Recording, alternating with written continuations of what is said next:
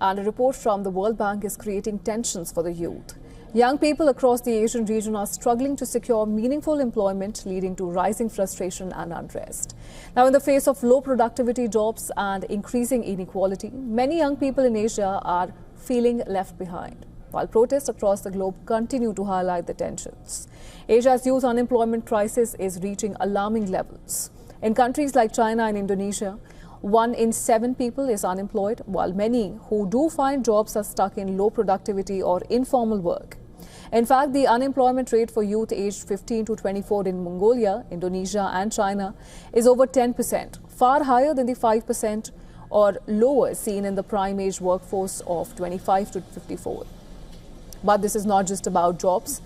According to the World Bank, the gap between younger and more experienced workers is widening across the region, with the number of vulnerable workers outpacing the middle class in many countries. The frustration is clear. Recently, we have seen waves of youth-led protests across Asia and Africa, with young people taking to the streets in places like the Philippines, Indonesia and Morocco to demand better jobs and an end to inequality. Now, these protests have already toppled governments in countries like Nepal and Bangladesh, driven by anger over corruption and joblessness. Governments across Asia are now grappling with an employment crisis that affects younger women even more. In countries like Indonesia, Malaysia and the Philippines, there is a 15 percentage point gap in labour force participation between men and women. Despite these, there are signs of growth. New firms in countries like Malaysia and Vietnam are creating the majority of new jobs.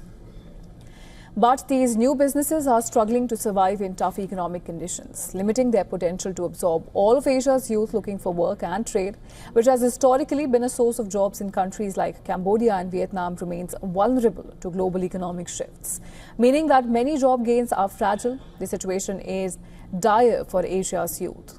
As low-paying jobs and high unemployment continue to feel discontent, the World Bank is warning that without major economic reforms, these frustrations could escalate into more widespread unrest across the region.